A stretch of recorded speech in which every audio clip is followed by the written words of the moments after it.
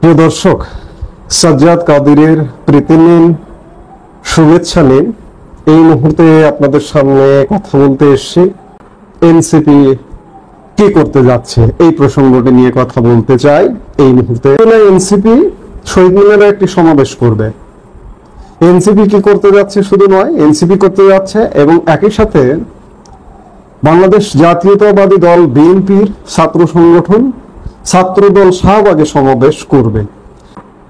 ৩ August রাজধানীবাসীর জীবন বিপন্ন হতে যাচ্ছে, এটুকু অন্ততপক্ষে প্রাথমিকভাবে বলতে পারি। আজ থেকে 1 বছর আগে এই ৩ আগস্টে এই যে সমন্বয়করা, তখন তো এনসিপি ছিল না, সমন্বয়করা এই ৩ আগস্ট বিগত আওয়ামী লীগ সরকার পতনের ডাক দিয়েছিল। এই ৩ আগস্ট ডাক দিয়ে 5 আগস্ট সরকার পতন হয়ে গেছে। মানে জাদুকরী একটা ব্যাপার ঘটেছিল গত বছর। এটি কি এই সমন্বয়করা, ছাত্ররা কিংবা রাজনৈতিক ব্যবস্থায় করেছিল? না, এর পেছনে সেনাবাহিনী ছিল। সেনা সমর্থনে এটি ৩ আগস্ট ডাক দিতে বলা হয়েছিল, ডাক দেওয়া হয়েছে এবং 5 আগস্ট সরকার পতন হয়ে গেছে। এটি ছাত্রদের, সমন্বয়কদের কিংবা বিভিন্ন রাজনৈতিক দলের যে একটা বিশাল জাদুকরী ঘটনা তা কিন্তু নয়, এটি সেনা সমর্থনে এবং পূর্ব থেকে এখানে আরো অনেক কিছু মিলিয়ে গত বছর সরকারের পতন ঘটেছিল। কিন্তু এবছর ৩ আগস্ট রাজধানীবাসীর জীবন বিপন্ন হতে যাচ্ছে। এনসিপি ৩ আগস্ট আগামীকাল কি করতে চাইছে সেটি নিয়ে আজকে ইতিমধ্যে একটি সংবাদ সম্মেলন করেছে।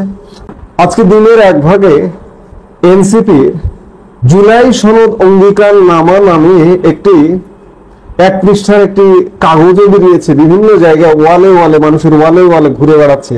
পরবর্তীতে এনসিপি তাদের পোস্টে নিজেরাই এটিকে ফেক বলে দাবি করেছে। এই অঙ্গীকার নামা, জুলাই সনদ অঙ্গীকার নামায় এমন কিছু দাবি দেওয়া আমরা দেখলাম যা বাংলাদেশ বিরোধী, বাংলাদেশের স্বাধীনতা বিরোধী, বাংলাদেশের মুক্তিযুদ্ধ বিরোধী।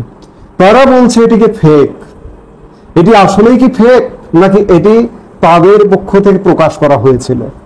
পরে যখন তারা মানুষের ওয়ালে ওয়ালে যখন এটি ঘুরছে, যখন দেখছে যে এটি মানুষ গ্রহণ করছে না, মানুষ এটির বিরুদ্ধে দাঁড়িয়েছে, তখন কি তারা এটিকে ফেক একটা সেল মেরে তাদের ফেসবুক পেজে প্রকাশ করলো?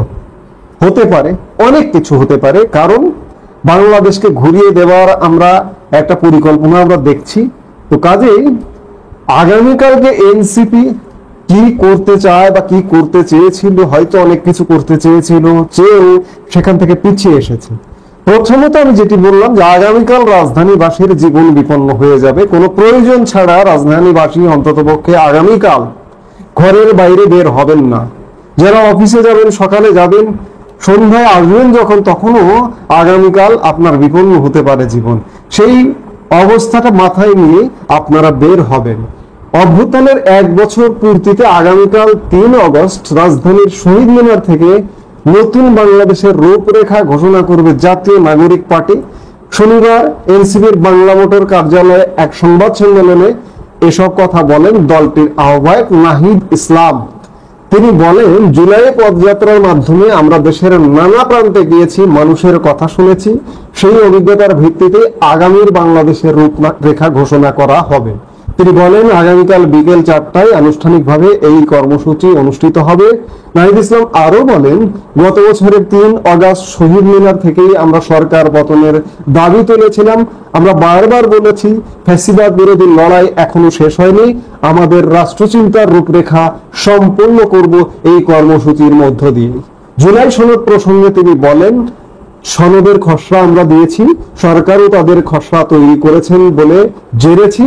তবে জুলাই সনদের আইনি ভিত্তি থাকতে হবে। আমরা চাই 5 আগস্টের মধ্যেই সরকার জুলাই সনদ ঘোষণা করুক। নাহিদ ইসলাম আরো বলেন, ঐক্যমত্য কমিশন এখনো বাস্তবায়ন পদ্ধতি স্পষ্ট করেনি। আমরা সংস্কারের ভবিষ্যৎ পরবর্তী সংসদের হাতে ছেড়ে দেব না, এই সরকারের সময় থেকেই কার্যকর করতে হবে।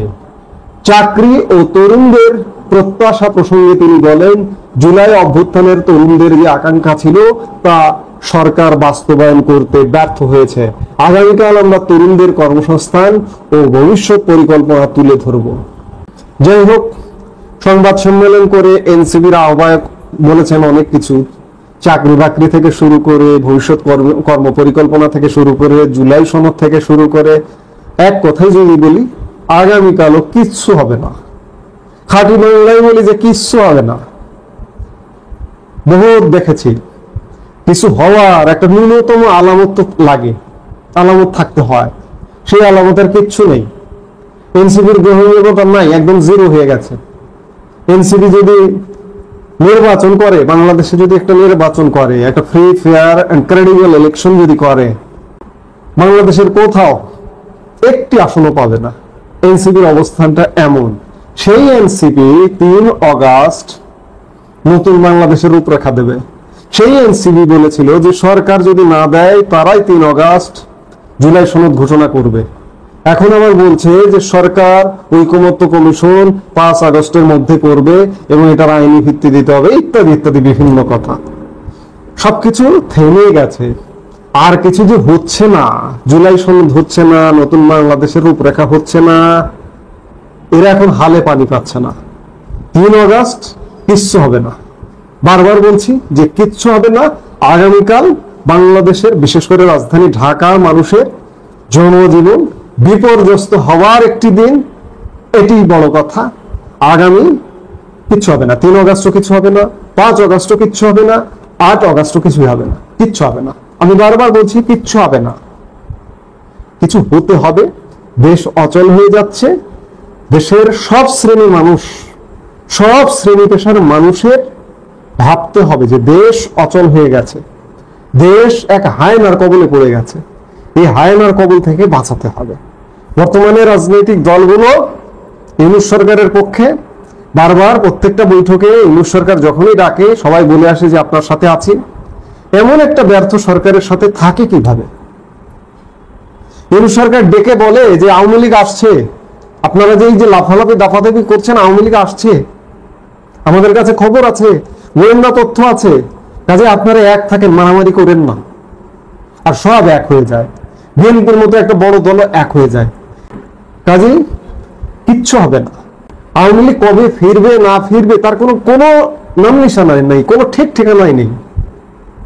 কিন্তু ভাই, মুক্তিকামী স্বাধীনতাকামী মানুষ, রাজনীতি যদি নাও হয়, একটা সামাজিক প্ল্যাটফর্ম হলেও বাংলাদেশকে বাঁচাতে হলেও সকল মানুষকে এগিয়ে আসতে হবে, সকল বিবেকবান মানুষকে এগিয়ে আসতে হবে, মুখ খুলতে হবে, কথা বলতে হবে।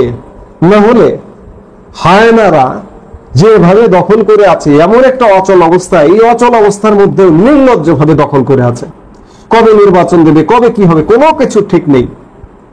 ওরা ভাবছে যে যেহেতু কেউ কথা বলছে না, কোনো জায়গা থেকে কোনো সাউন্ড উঠছে না, কোনো প্রতিবাদ হচ্ছে না, আওয়ামী লীগ তো চলে গেছে, আওয়ামী লীগ সহসা আসতে পারবে না। বর্তমান রাজনৈতিক দলগুলোকে শুধুমাত্র আওয়ামী লীগ এর ভয় দেখিয়ে ব্যস্ত রাখা যাবে। আওয়ামী লীগ আসলো না, এই রাজনৈতিক দলগুলো ব্যস্ত থাকলো, কিন্তু বাংলাদেশ কি এইভাবে ধীরে ধীরে গর্তে নেমে যাবে? নাগরিক সমাজের কণ্ঠ উচ্চ তুলতে হবে, নইলে বাংলাদেশ বাঁচানো যাবে না। রাজনৈতিক বর্তমানে যারা আছে রাজনৈতিক দল, তাদের উপরে ভরসা করতে পারছি না। আওয়ামী লীগ কবে আসবে সেইটাও ভরসা নেই।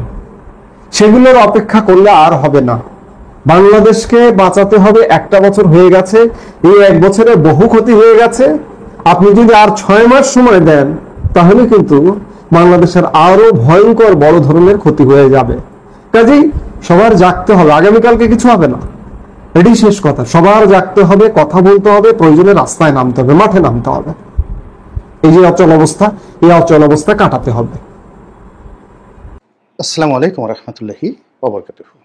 সম্মানিত দর্শক, শেখ হাসিনা বাংলাদেশে নেই, আওয়ামী লীগ বাংলাদেশ থেকে অন্তর্ধান এবং রাষ্ট্রীয় সমগ্র শক্তি, একই সঙ্গে বাংলাদেশের যত রাজনৈতিক শক্তি রয়েছেন শেখ হাসিনার বিরোধী, সেই রাজনৈতিক শক্তি এবং রাষ্ট্র একই প্ল্যাটফর্মে দাঁড়িয়ে আওয়ামী লীগ এবং শেখ হাসিনার নাম বাংলাদেশ থেকে মুছে ফেলার জন্য সর্বোচ্চ চেষ্টা করে চলেছে গত 1টি বছর ধরে। ফলে 15 বছরের বজ্র কঠিন শাসন, সেটা আপনি স্বৈরাচারী শাসন বলেন, একনায়কতন্ত্র বলেন, ফ্যাসিবাদী শাসন বলেন, যা কিছু বলেন না কেন, এই 15টি বছর ধরে বাংলার আনাচে কানাচে শেখ হাসিনা এবং আওয়ামী লীগ, তার সহযোগী শক্তি police, RAB, BGB, Chhatra League, Jubo League, Awami League, এই পুরো প্রক্রিয়াটি একটা রসায়ন তৈরি করেছে।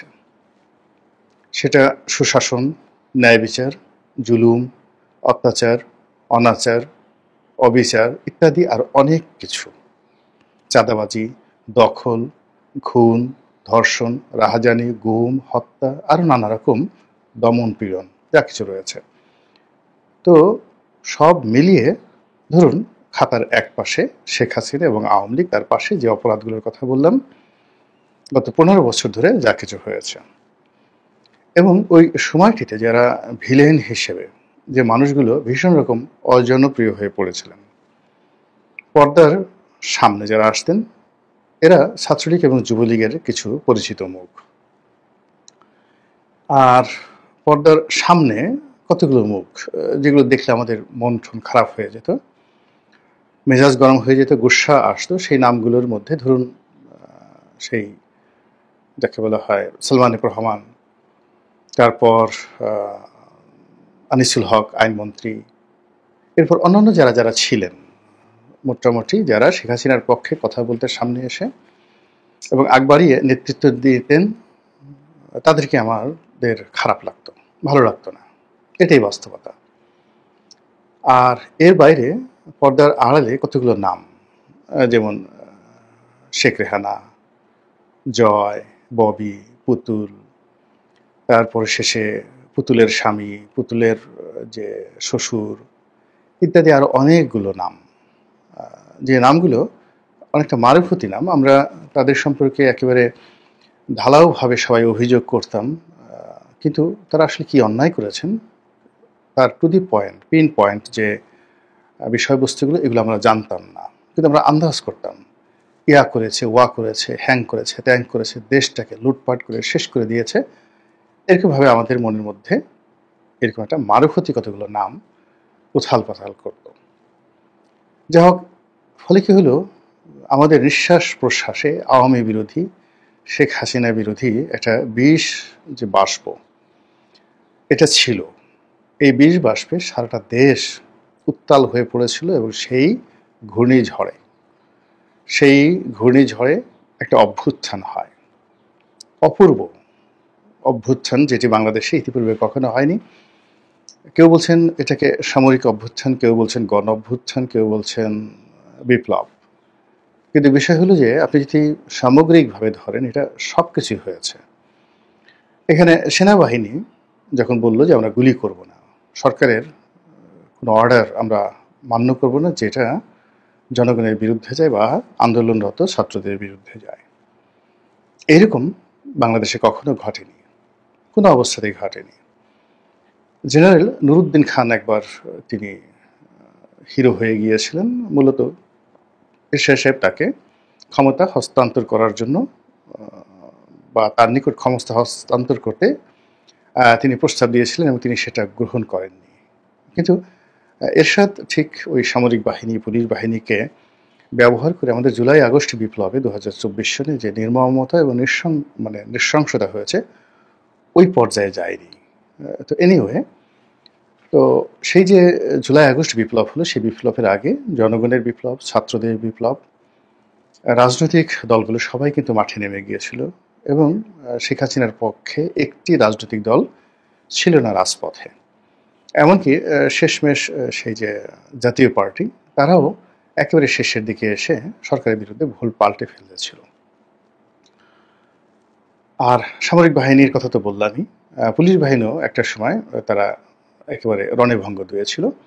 পুলিশের কেন্দ্রীয় কমান্ড, তারপরে শেষে যারা কয়েকটি ব্যাটালিয়ন, তারা এই ছাত্র দমনে শেষ মুহূর্ত পর্যন্ত শক্তি প্রয়োগ করেছিল, কিন্তু অনেকগুলো থানা, অনেকগুলো জেলা অনেক আগেই তারা আত্মসমর্পণ করে ফেলেছিল।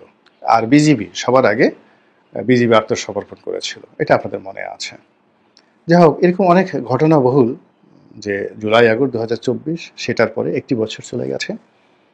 এখন এই এক বছরে আমরা কেমন আছি, শেখ হাসিনা বিহীন এই বাংলাদেশে কেমন আছি?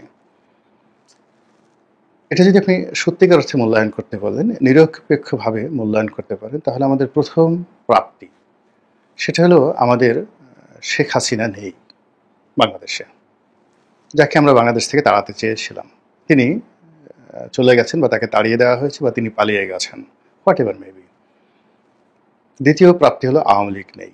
ফলে আমাদের আওয়ামী লীগ এবং শেখ হাসিনাকে নিয়ে যে অ্যালার্জি ছিল, এবং এই অ্যালার্জিজনিত রোগে আমরা যে ভুগতাম, আমাদের চোখের যন্ত্রণা হতো, নাকের যন্ত্রণা হতো, সারা মুখে শরীরে চুলকানি হতো, সেই চুলকানিগুলো এখন আর নেই। এটা হলো বড় প্রাপ্তি। দ্বিতীয় প্রাপ্তি হলো যে আমরা অনেকগুলো মানুষকে স্বপ্নের নাগর বানিয়েছিলাম, যে এই মানুষগুলো দুনিয়ার সবচেয়ে সেরা মানুষ, এই মানুষগুলো বাংলাদেশের শ্রেষ্ঠতম মানুষ, এদের জ্ঞান, গরিমা, পাণ্ডিত্য আওয়ামী লীগের মতো নয়। তারা আওয়ামী লীগের শিষ্য হওয়ার বাসনা কখনো করেননি।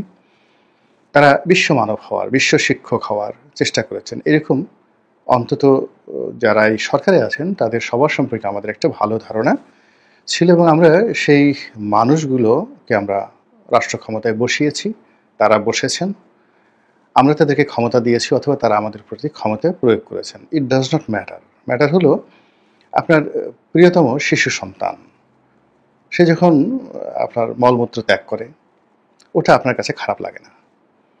আবার সে যখন আপনাকে একটা খামচি দেয়, ওলে ওলে বাবা, ওলে ওলে মা, এরকম কথাবার্তা বলে, তার ছোট গুদগুদে দুটো পা দিয়ে, হাত দিয়ে আপনাকে খামচি দেয়, আপনার চুল টেনে ধরে, তার মুখে দাঁত উঠেনি, তো সেটা দিয়ে আপনাকে এক দফা একটু কামড় দিয়ে দিল আপনার হাতে, বা তার দুটো দাঁত উঠেছে, আপনি একটু মশকারা করার জন্য সেই শিশুর মুখের মধ্যে হাত পুরে দিলেন, ও একটা কামড় বসিয়ে দিল। এমনকি মায়ের যে স্তন্য, সেখানেও সে একটা কামড় বসিয়ে দিল সজোরে। কিন্তু এটা নিয়ে আমরা দুঃখিত হই না, কষ্ট পাই না, বরং আহ্লাদিত হই। তদ্রূপ একেবারে 2024 সনের পুরোটা সময় ধরে আমরা এই বর্তমানে যারা শাসন কার্য চালিয়েছেন, তাদের যত কর্ম আছে, সব কর্ম আমরা যাকে বলা হয় অনুমোদন দিয়েছি।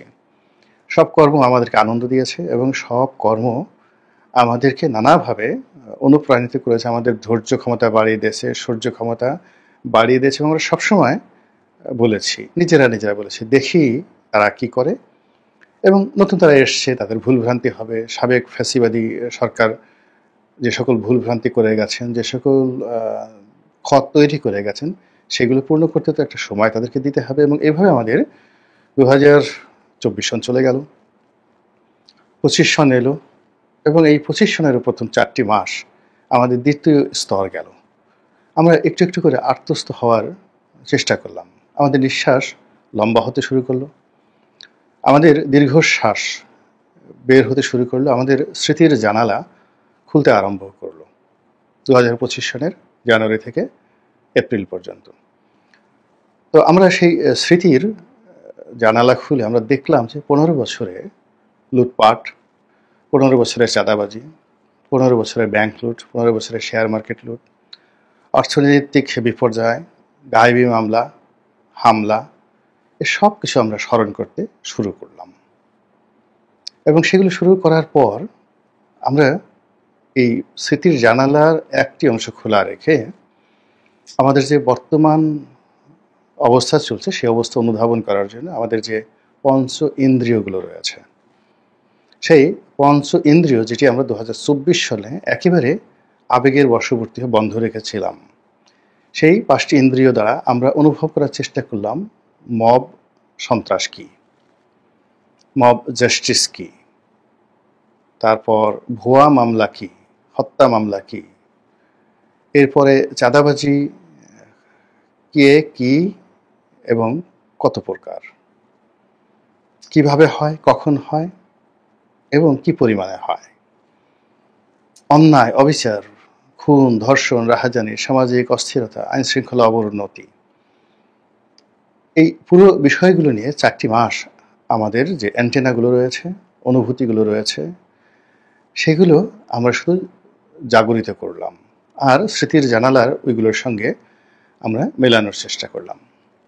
অদ্ভুত একটা প্রতিক্রিয়া তৈরি হলো আমাদের মধ্যে 2025 সনের মে মাসে। মে এবং জুন, এই দুটো মাসে আমরা একটু বিচার বিশ্লেষণ করার চেষ্টা করলাম। আমরা দেখলাম যে অনেক সর্বনাশ হয়ে গেছে। হায় আল্লাহ, এখন কি হবে? আমাদের অনেকের পেটে টান পড়েছে, অনেকের বস্ত্র, মানে পেটে টান মানে অন্যের যে সংস্থান, এখানে সমস্যা দেখা দিয়েছে। অনেকের বস্ত্র পুরনো হয়ে গেছে, ছিঁড়ে গেছে, মলিন হয়ে গেছে, নতুন বস্ত্র ক্রয় করা দরকার। বাসস্থান নিয়ে আমাদের সমস্যা হচ্ছে। এবং আমরা যে বেঁচে থাকবো, এই বাংলাদেশে টিকে থাকবো, এর যে স্বপ্নবাসর, সেই স্বপ্নবাসরগুলো ধীরে ধীরে যাকে বলা হয় ধূসর ধুলা কবলিত হতে শুরু করেছে। এবং আমাদের যে দীর্ঘ নিঃশ্বাস বা দীর্ঘশ্বাস, যেটা আমরা প্রথম 4 মাসে ছাড়ছিলাম, সেই দীর্ঘশ্বাস এখন ক্ষুব্ধ প্রতিক্রিয়াতে, ক্ষুব্ধ হুঙ্কারে, অবিশ্বাসে এবং আমাদের রাগ এবং ক্রোধে, এটি মানে এপ্রিল এবং মে, এই দুটো মাসে আমাদের শরীর থেকে, মন থেকে, আমাদের চোখ থেকে, নাক থেকে এগুলো বের হওয়া শুরু করলো। আমরা এই যে আমাদের স্বপ্নের সেরা মানুষগুলো, সেই মানুষগুলো থেকে আমাদের যে দিব্য দৃষ্টি, সেই দিব্য দৃষ্টির মধ্যে আমরা বাস্তবতা আনলাম এবং আমরা অনেক কিছু দেখতে আরম্ভ করলাম, অনুভব করতে আরম্ভ করলাম। এবং যারা এখন শাসন কার্য পরিচালনা করছে, তাদের গন্তব্য কোথায় এটা আমরা বুঝতে পারলাম না। ফলে কি হলো, জুন জুলাই, অর্থাৎ এপ্রিল মে গেল, মে জুন গেল, জুলাই মাসে এসে একেবারে পুরো বাংলাদেশ ঠিক 2024 সনের জুলাইয়ের মতো করে এরকম একটা অগ্নিগর্ভর মতো অবস্থা তৈরি হয়ে গেল। সুনামির পূর্বে বা যে কোনো একটা ঘটনা ঘটার পূর্বে, বৃষ্টি হওয়ার পূর্বে, ঝড় আসার পূর্বে প্রকৃতি যেভাবে গম্ভীর হয়ে যায়, আমাদের মন সেভাবে গম্ভীর হয়ে গেল। আতঙ্ক, সংশয়, ভয়, দ্বিধা, নানা রকম গুজবে আমাদের শরীর মন অবশ হতে থাকলো। এভাবেই জুলাই মাসে আমরা নানা কথা শুনতে পেলাম। এটা হবে, ওটা হবে, আওয়ামী লীগ ফিরে আসবে, শেখ হাসিনা ফিরে আসবে, আবার একটা বিপ্লব হবে, আবার একটা 1/11 হবে, নানা রকম যাকে বলা হয় 2025 সনের যে জুলাই, এই জুলাই আমাদেরকে অস্থির করে রেখেছে। একটি মানুষ আমরা কেউ যার যার অবস্থানে থেকে সুখী হতে পারিনি। একটি মানুষ আমরা যার যার অবস্থানে থেকে নিজেকে প্রবোধ দিতে পারিনি, অন্যকেও প্রবোধ দিতে পারিনি। এরপরে আগস্ট মাস এলো। আজকে যে ভিডিওটি করছি আগস্ট মাসের 1 তারিখে। কি হচ্ছে এই বাংলায় আপনারা বুঝতে পারছেন। আপনারা বুঝতে পারছেন গণতন্ত্র এখন কোন পথে যাচ্ছে। নির্বাচন যে স্বপ্ন, গণতন্ত্রের যে স্বপ্ন, সেই স্বপ্ন এখন কোন পর্যায়ে আছে। শেখ হাসিনা এবং আওয়ামী লীগের প্রতি যে ঘৃণা এবং ক্রোধ, এটা এখন কোন পর্যায়ে আছে। এবং ডক্টর মোহাম্মদ ইউনূস এবং তার যারা সঙ্গী সাথী রয়েছেন, তাদের প্রতি প্রেম এবং ভালোবাসা, বিশ্বাস এবং আস্থা কোন পর্যায়ে রয়েছে। আপনি এবং আমি এখন আমাদের মধ্যে কারোর ভিতরে কোনো আবেগ নেই। আমরা পুরোটাই এটা বাস্তবতার যে কঠিন বাস্তবতার যে আবহ বা পরিবেশ পরিস্থিতি, এখানে আমরা প্রবেশ করে ফেলেছি। The real life, the reality of life, এই দুটো জিনিস আমরা এখন বুঝতে পেরেছি।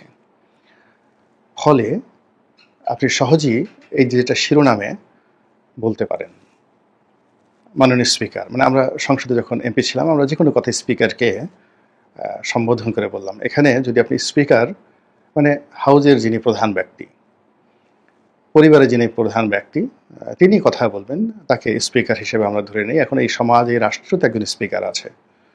এখন সেই স্পিকারকে লক্ষ্য করে যদি আপনাকে বলা হয় যে আপনি কিছু বলেন, মাননীয় স্পিকারকে উদ্দেশ্য করে আপনি 2খানা কথা বলেন, তো সেই 2খানা কি বলবেন? যে শেখ হাসিনার বদনাম বলবেন, না মাননীয় স্পিকার তার প্রশংসা করবেন? এই বিষয়গুলো আপনি সিদ্ধান্ত নিন। মহান আল্লাহ আমাদের সবাইকে হেদায়েত দান করুন এবং হেফাজত করুন। আসসালামু আলাইকুম ওয়া রাহমাতুল্লাহি ওয়া বারাকাতুহু।